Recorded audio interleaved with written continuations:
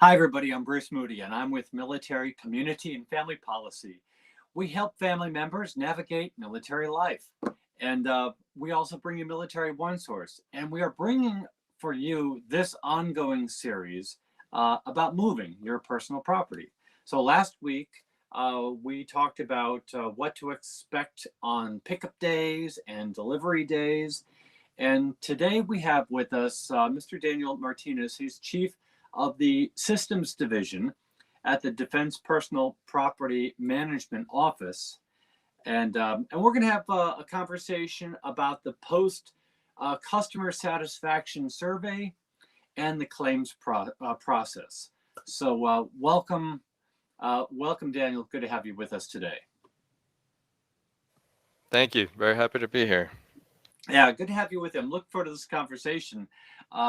So over the past week, we've been talking about the arc of the moving experience and covering new changes for the 2021 moving season, preparing for a move, what to expect on moving day, and various folks within your office, which is part of the U.S. Transportation Command. So let's just say I have arrived. I'm at my new location. The dust is settled, and there's an opportunity. And what would that opportunity be for me to provide feedback on my experience? And then where would I go to do that? Yes, great. Thank you. So we are definitely, that is a great question. And the answer is the customer satisfaction survey, which is a critical portion of our defense personal property program and our defense personal property system.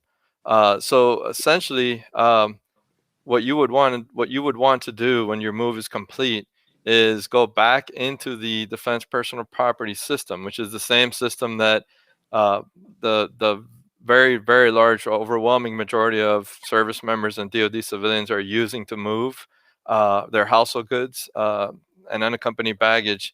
And you would log back into that same system, which again, they would have already used it to perform their counseling, etc. And they would just simply click on the customer satisfaction survey tab that's in that system, which is a web-based program, and then go ahead and answer our survey. If they cannot access or don't wish to access the DPS or Defense Personal Property System, you can also call in to our System Response Center, and that number is 800-462-2176. And basically, they would then also be able to take that survey over the telephone with a Department of Defense representative and provide their input that way.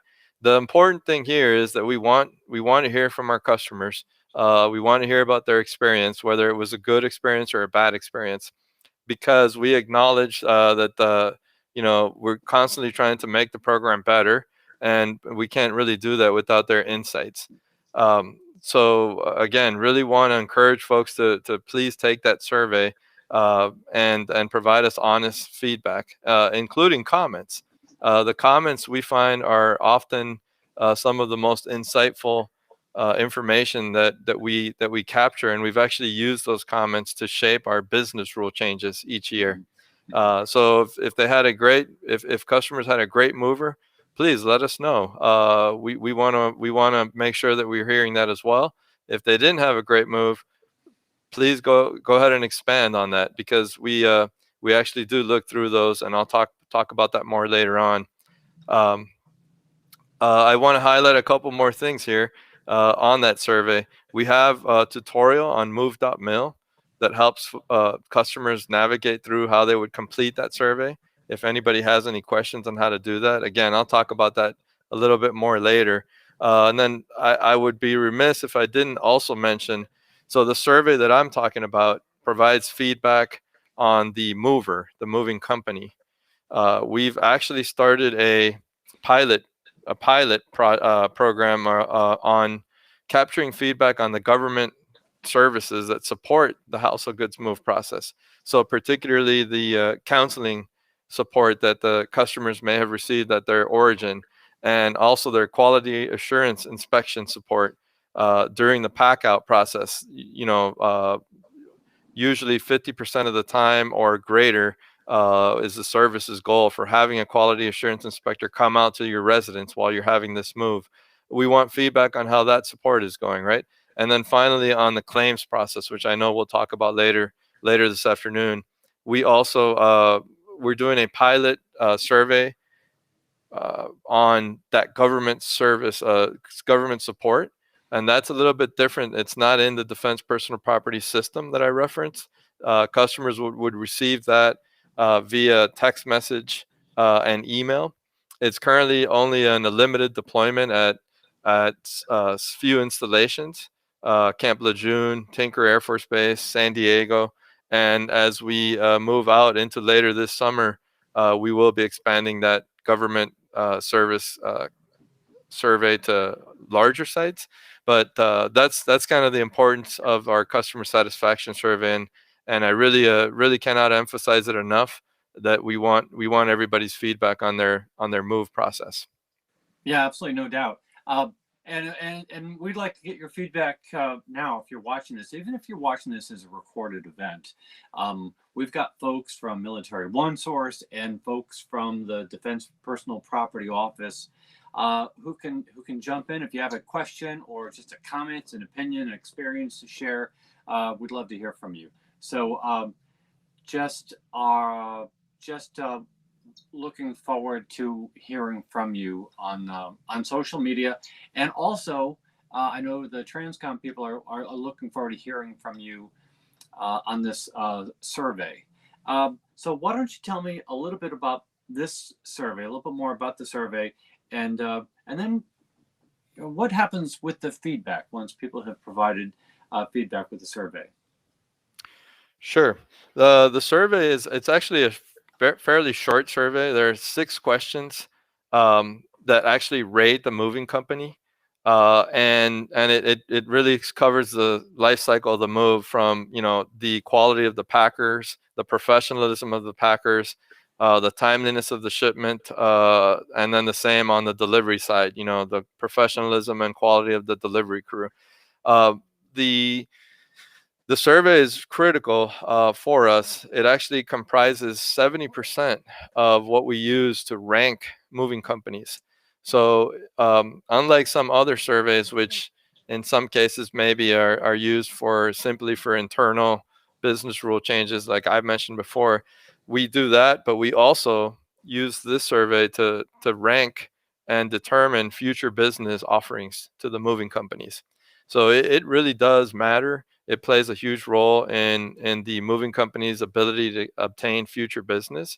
And so what we do with the feedback, of course, is so I'm sorry. So it just takes a few minutes to complete. So I just want to emphasize that one last time, is that please make sure that you take that survey. It is critical. It makes a big difference to us. The surveys results, you asked about the survey results. Those are actually sent. They're automated, and the results of the comments are sent directly to the transportation offices and the moving companies. Customers can choose different levels of anonymity. So if you don't want to be identified, you can still provide the feedback. But in most cases, customers will go ahead and say, "Hey, this is what I feel, and these are my comments." Those results are provided to the transportation offices. In many cases, they will follow up, particularly if there's a concern with the service that was provided with the customer, to validate what transpired, and in some cases take appropriate action to rectify that situation with the moving company.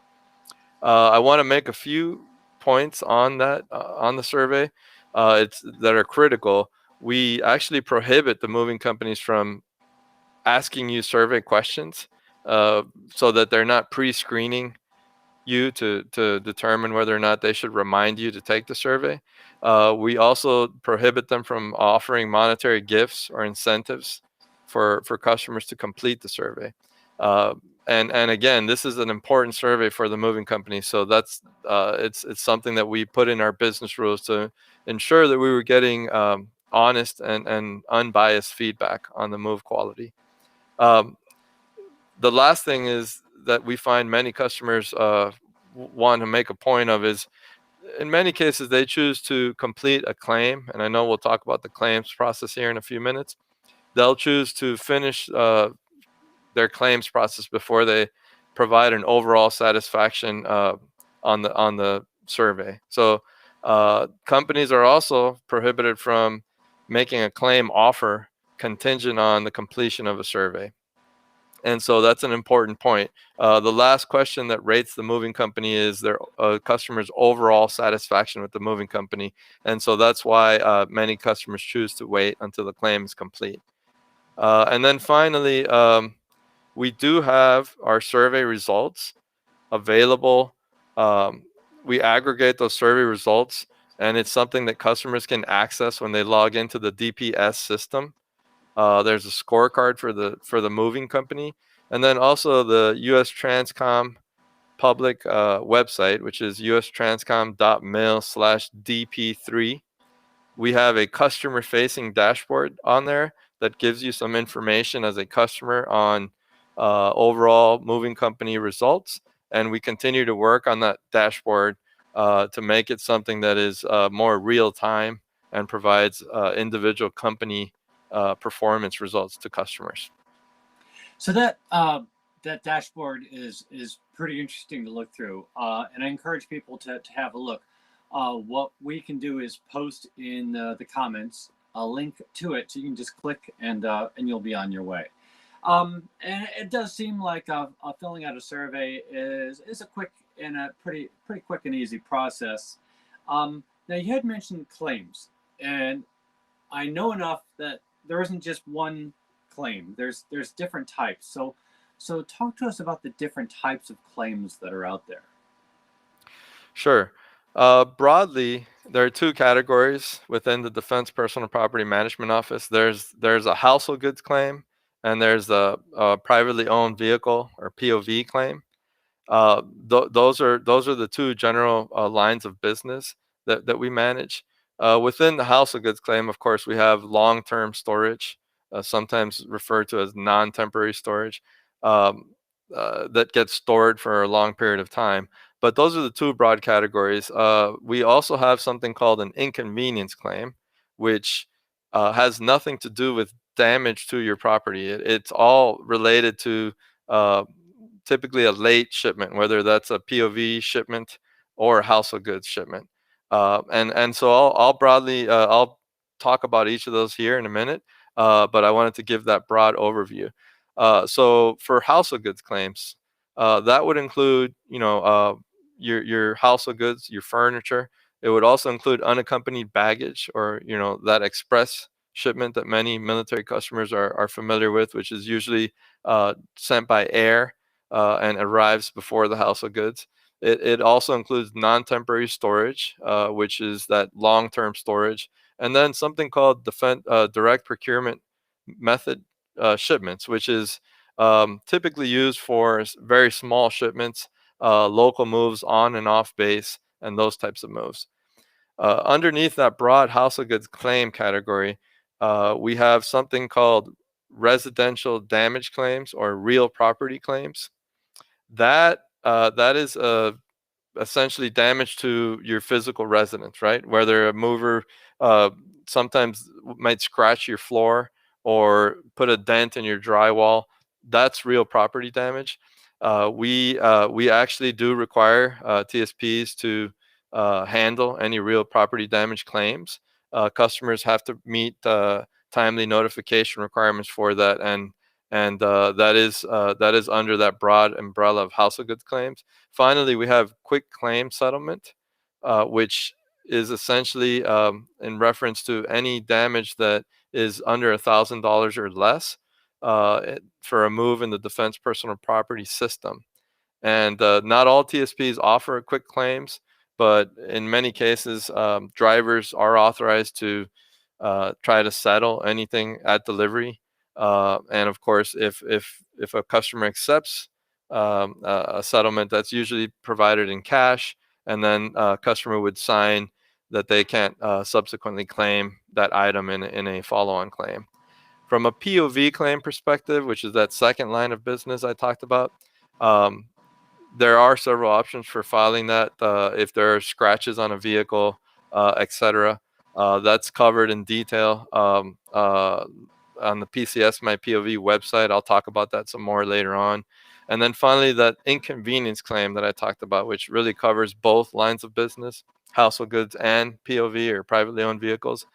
Again, this is not physical damage to your property. This is associated with um, this is basically a type of claim that will offset any expenses that a service member or a DoD civilian or Coast Guard's member would have because they're unable to access their vehicle or any items in their household goods shipments that result from a TSP or a mover not meeting an agreed upon delivery date, or in some cases missing an agreed upon pickup date.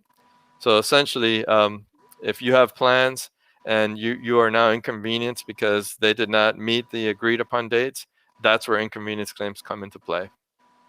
Interesting. That's really interesting. The what you have available. So so I think what that leads us into is the timelines of all this. So can you briefly explain the timelines associated with filing a household goods claim?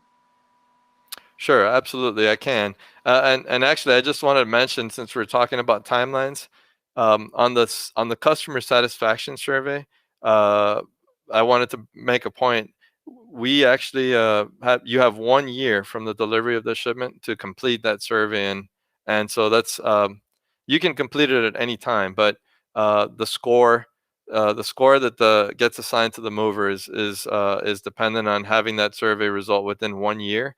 Also, we send reminder emails to customers to complete that survey. So I just wanted to mention that briefly. On the claims piece of this, from a timeline perspective, customers actually have 180 days, 6 months from the delivery of a shipment to file a claim for their household goods shipment.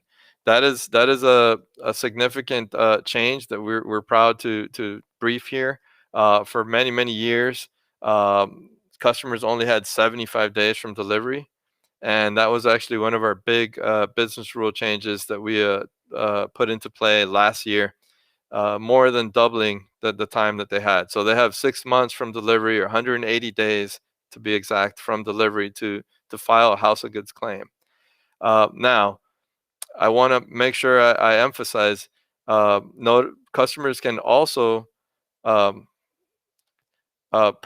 simply provide notice that they have loss and damage, and as long as they do that within that 180 days that I mentioned, they actually have 9 months from the delivery to actually file the claim. So just a bit of a clarification there. So that 180-day timeline is how much time you have to identify to the moving company that you have loss and damage.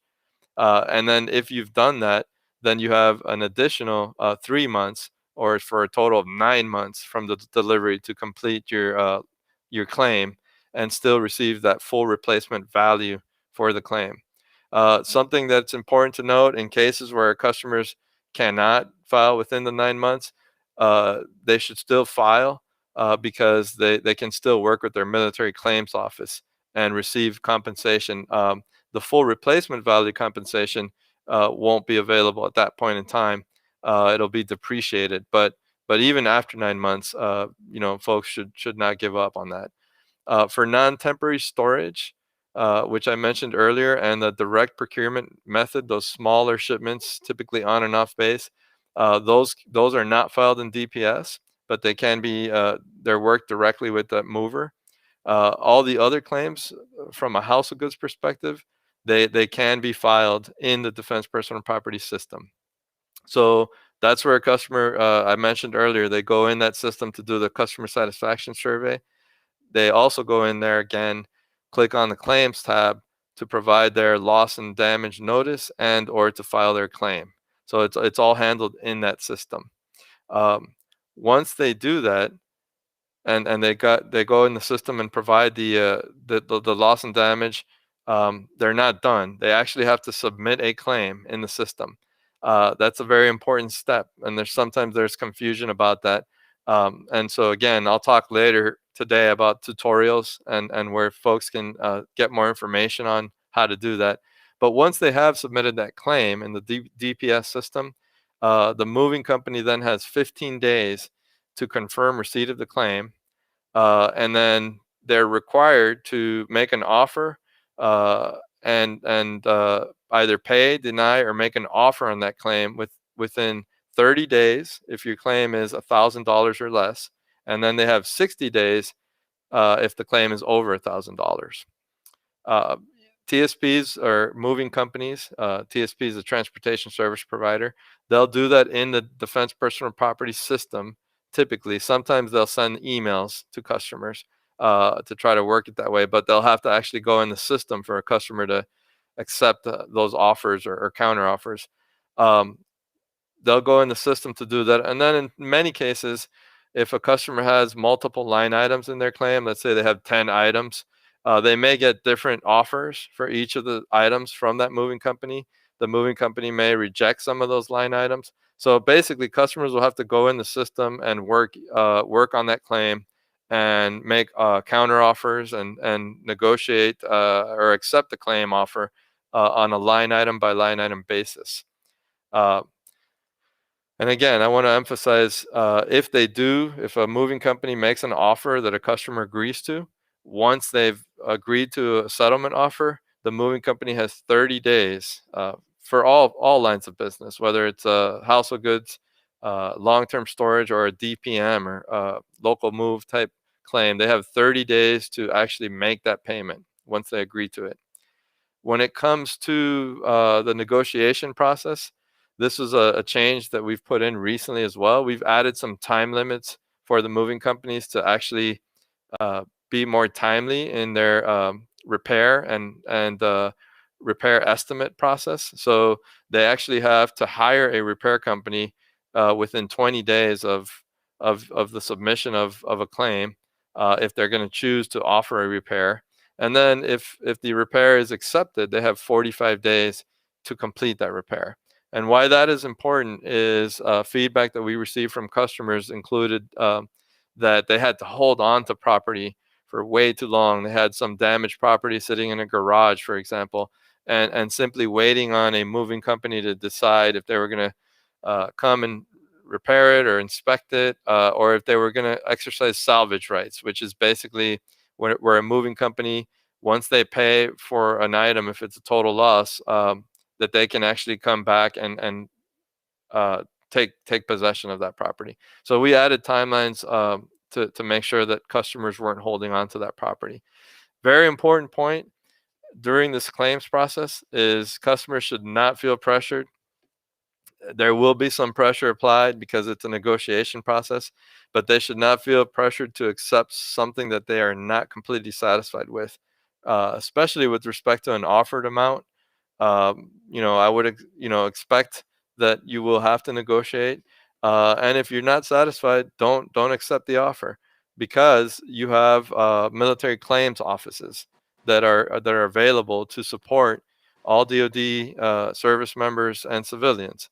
On move.mil, we have contact information for each of the services military claims offices, and they do an excellent job of providing advice to customers. And where a customer is either not satisfied with an offer, not satisfied with the negotiation process, or if they just feel like they're not wanting to conduct a claim with the moving company, after 30 days of that claim being filed, you can go back into the Defense Personal Property System and transfer that either the entire claim or pieces of that claim to the Military Claims Office. And they'll work with customers throughout this process, and they're really a critical resource for our customers when it comes to claims. A lot of good information here. We're covering a lot of ground today. I appreciate you being with us today. And another type of claim that a customer may need to file is an inconvenience claim. And I know you mentioned that there are two types. There's the inconvenience claim for POVs and household goods. Would you please touch on each of those? Sure. So yeah, as a reminder, inconvenience claims, that was that broad category that I talked about, that is not related to physical damage to your property. So it's important to differentiate that, because what the military claims offices will really not be able to support that particular process. Um, this is more about a delayed shipment, where a moving company is either late in delivering the POV or the house of goods, or they're late in picking it up, and it's caused an inconvenience to the customer, right? So for the privately owned vehicle inconvenience claim, for uniform service members only, there is an entitlement that's driven from the Joint Travel Regulation, which allows for some compensation um, when families arrive ahead of their vehicles and there's a delay in that delivery. Members can be compensated for the first 7 days that a POV is late at $30 per day, with the maximum entitlement of $210, right? And payments for that do expire on the date that the vehicle becomes available for pickup at the destination. And so that's one important aspect there that is available, again, for uniform service members only. And then as far as POV and claim options, I would ask your audience to check the PCS mypov.com website for additional information on POV claims and inconvenience claims. The second application of inconvenience claims is for household goods shipments, which is the much broader category that I referenced earlier, that includes different types of shipments. Again, same thing here. This is not related to damage to your property, and essentially, it's a payment that is intended to offset expenses that a family may incur because they were not able to use the necessary items in their shipment to establish their household. It has to be connected directly to a TSP's inability to meet a required and agreed upon and required pickup or delivery date. And so a couple of examples where that happens is if you've agreed on a pickup on a specific day and they don't show up until let's say it's a Thursday pickup, and they don't show up until the next week, and now you've had to incur some additional expenses that you were not planning on, that would cover you in that situation. On the delivery side, same thing. If you had a required delivery date that you were supposed to have your property by, and then you do not receive it by that time, then again, inconvenience claim becomes part of the requirement for the moving company. A third and very critical application for household goods inconvenience claim is associated with shipments that are in storage, usually at destination. This has been a common complaint for many years when personnel move, where a shipment, let's say they're not available, don't have a residence yet at destination, and the property goes into storage in transit, what we call SIT, or storage in transit. Especially during the busy peak season, what we found was, it's not a priority for the moving companies to dedicate resources to deliver property out, and so they will focus on getting additional shipment service, right? Unfortunately, for a customer who has property in storage, that sometimes meant waiting for weeks before their property could deliver out of storage. This was one of those customer feedback changes that we made in the last couple of years, and it's a significantly important one. And essentially, what it does is it provides you, if you're a customer waiting for your property to deliver out of storage, to receive an inconvenience claim if the moving company is not able to get it to you in a timely manner. It gets a little tricky now as far as what does a timely manner mean. It means, so the basis of the rule is moving companies have 5 days to handle the property out of their warehouse to the dock so that it can be picked up and delivered out. Using that as a industry standard, we came up with essentially 7 government business days. So 7 government business days from when a customer contacts the responsible moving company that is responsible for their shipment, and tells them that they would like delivery out, they are required to deliver that shipment. Otherwise, the member is now eligible for an inconvenience claim payment.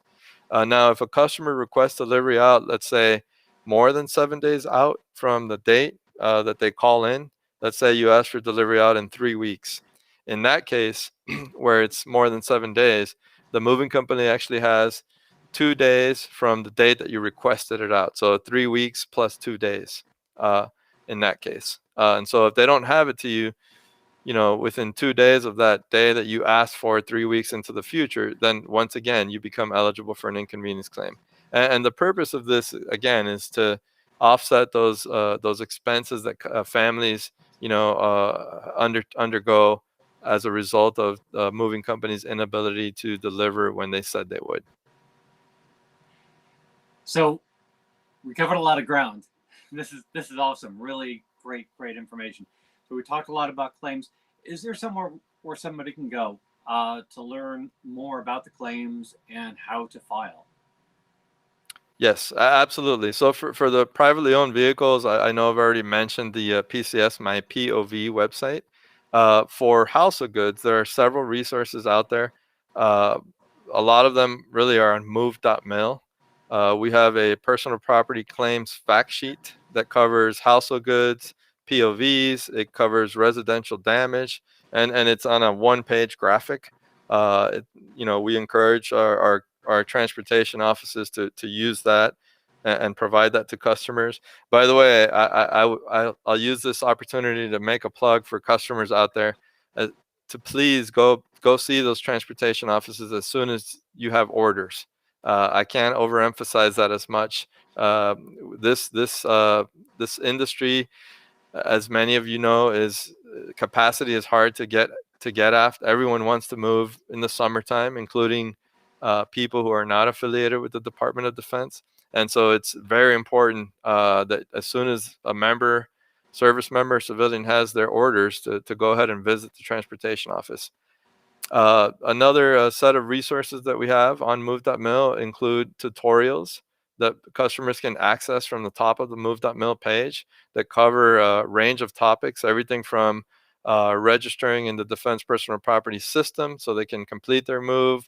It includes information on doing a personally procured move, how to fill out that customer satisfaction survey, how to file a claim, check on a claim status, accept a claim.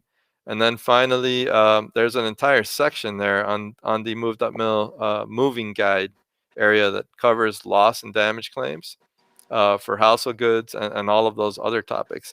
And then one last point I'll make here is we're actually updating the Defense Personal Property System to make some of these user guides available on that customer homepage after they've logged into the system.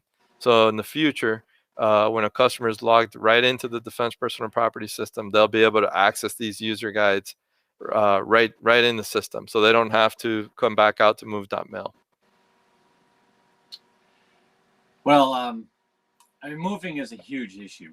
And I'm retired military, and a lot of my moves happen before the internet. So now of course we have move.mil, and we'll go ahead and get a link to move.mil in the comments. People can click on it and check it out, because there's just so much information that can help people through the entire arc of the moving experience. Like I say, once you get orders, you got to really jump into action, because a lot of people are moving. Is there anything else that you'd like to add? Yeah, well, I just wanted to thank Military One Source for having us on here today, and I want to go ahead and say on behalf of the Defense Personal Property Management Office, we really appreciate the chance to talk to customers and ask for their input and communicate how important it is to us that we get their feedback on so that we can improve the program. We're constantly looking to improve that.